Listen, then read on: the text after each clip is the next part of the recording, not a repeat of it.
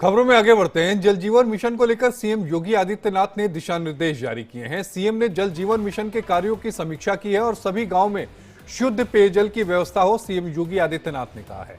उन्होंने ये भी कहा है कि प्लम्बरों को समुचित प्रशिक्षण दिया जाए, हर प्रोजेक्ट पर नियुक्त हो नोडल अधिकारी।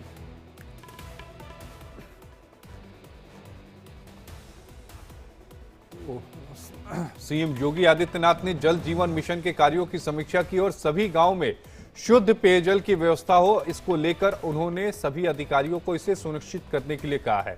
हर प्रोजेक्ट पर एक नोडल अधिकारी को नियुक्त किया जाए, प्लम्बरों को समुचित प्रशिक्षण दिया जाए।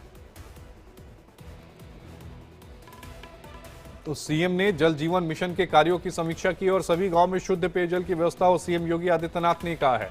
जिस वक्त ये मीटिंग की जा रही थी उस वक्त की तस्वीरें आपके टीवी स्क्रीन पर हैं। तो हर प्रोजेक्ट पर एक नोडल अधिकारी नियुक्त हो, सीएम योगी आदित्यनाथ ने कहा है, और प्लम्बरों को समुचित प्रशिक्षण दिया जाए।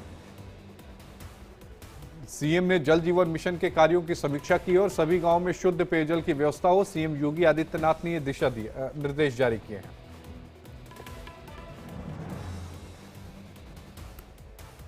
इस वक्त की बड़ी खबर आपकी टीवी स्क्रीन पर। जल जीवन मिशन को लेकर सीएम योगी आदित्यनाथ का दिशा निर्देश।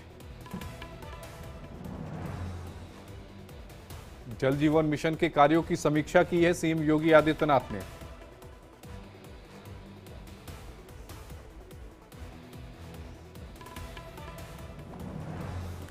प्लम्बरों को समुचित प्रशिक्षण दिया जाए, हर प्रोजेक्ट पर नोडल अधिकारी जो हों वो नियुक्त हों। जल जीवन मिशन को लेकर सीएम योगी आदित्यनाथ ने कई महत्वपूर्ण दिशा निर्देश यहां पर जारी किए हैं। इस वक्त की बड़ी खबर आपके टीवी स्क्रीन पर,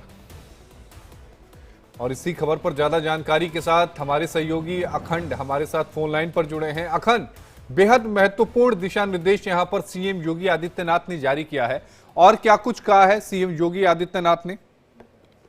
देखिए, ये सारा मामला दरअसल चूंकि जल जीवन मिशन से जुड़ा हुआ है, तो ये जल जीवन मिशन की जो परियोजनाएं हैं इनमें गुणवत्ता से समझौता ना किया जाए, थर्ड पार्टी सत्यापन कराया जाए। हर प्रोजेक्ट पर जो नोडल अधिकारी हैं उनमें एक नोडल अधिकारी जरूर नियुक्त किया जाए हर प्रोजेक्ट के लिए।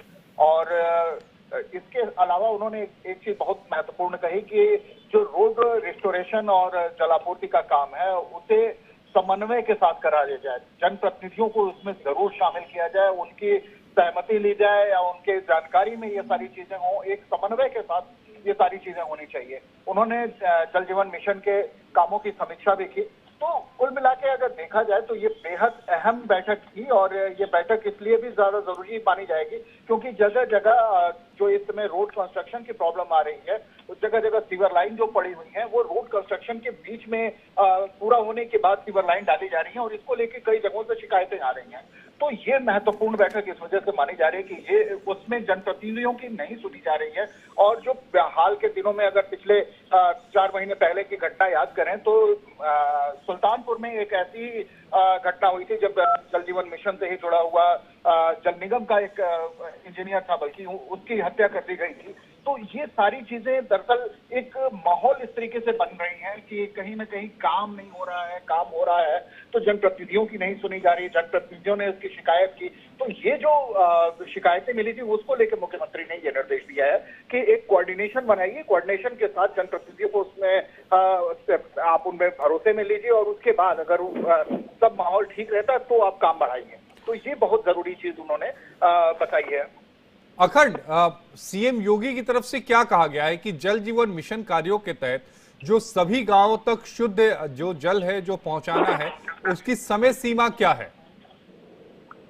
देखिए, हर प्रोजेक्ट का अपनी समय सीमा है। तो पूरे प्रदेश को लेके हर घर जल जो पहुंचाने की, हर घर नल से जल जो पहुंचाने की प्रक्रिया चल रही थी, वो प्रक्रिया तब तक पूरी नहीं होगी जब सीवरेज का काम पूरा नहीं होगा। तो ये बेसिकली इसको लेके भी मुख्यमंत्री इस बात कुछ बोलते नजर आए थे, उसको लेके भी उन्होंने समझाने की कोशिश की कि आपका लक्ष्य तब पूरा हो पाएगा जब आपके पानी सप्लाई की व्यवस्था तो हो ही, लेकिन जो सीवरेज है, सीवरेज की व्यवस्था भी आपको प्रॉपर करनी होगी।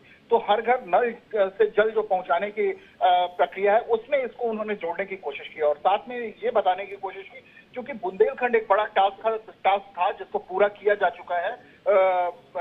जल जीवन मिशन का जो दावा है उसके मुताबिक।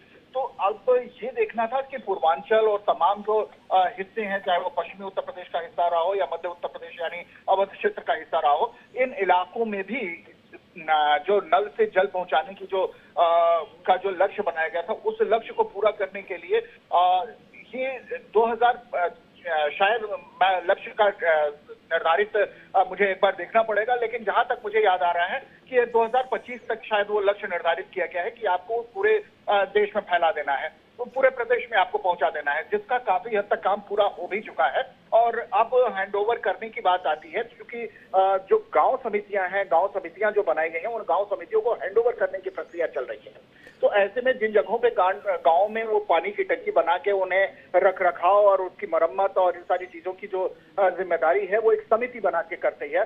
तो उस समिति को हैंडओवर करने से पहले उसमें मेंटेनेंस कैसे किया जाएगा, इसको भी निर्धारण करना होगा, जो आपसी सहमति के आधार पर ही होगा। वहां पे भी जनप्रतिनिधियों का इन्वॉल्वमेंट जरूरी होगा। तो इन सारी चीजों को लेके उन्होंने ये दिशा निर्देश दिए हैं। अखंड, ये जो नोडल ऑफिसर नियुक्त करने की बात है, वो नोडल ऑफिसर कब तक नियुक्त करना है, उसको लेकर भी कोई समय सीमा? देखिए, इसकी समय सीमा उन्होंने नहीं निर्धारित की है, लेकिन उन्होंने ये कहा है कि ये एक नीतिगत तरीके से इसको लागू किया जाए कि जो भी प्रोजेक्ट है, उस प्रोजेक्ट में एक नोडल अधिकारी हो जिसकी जवाबदेही तय हो सके, जो सारे प्रोजेक्ट पे नजर रख सके, सारे प्रोजेक्ट का जिम्मेदार हो वो, और वो रिपोर्ट तय करे। जो आला अधिकारी हैं और मंत्री हैं, उनको वो रिपोर्ट पहुंचाए। तो इससे क्या होगा कि जब जवाबदेही तय होगी तो काम बेहतर तरीके से हो सकेगा। और भरोसे की बात जहां पे आ रही थी कि जनप्रतिनिधियों के साथ भरोसा नहीं हो रहा है या प्रोजेक्ट में और सारी कमियां आ रही हैं, तो उन कमियों के निस्तारण के लिए भी एक जिम्मेदार व्यक्ति आपके ऊपर बैठा होगा, आपके पास बैठा होगा उस प्रोजेक्ट का, जो आपसे सीधे आपके संपर्क में आएगा, ताकि उसका काम आसानी से और समय रहते उसको पूरा किया जा सके। जी अखंड, आपका जुड़ने के लिए बेहद शुक्रिया। अखंड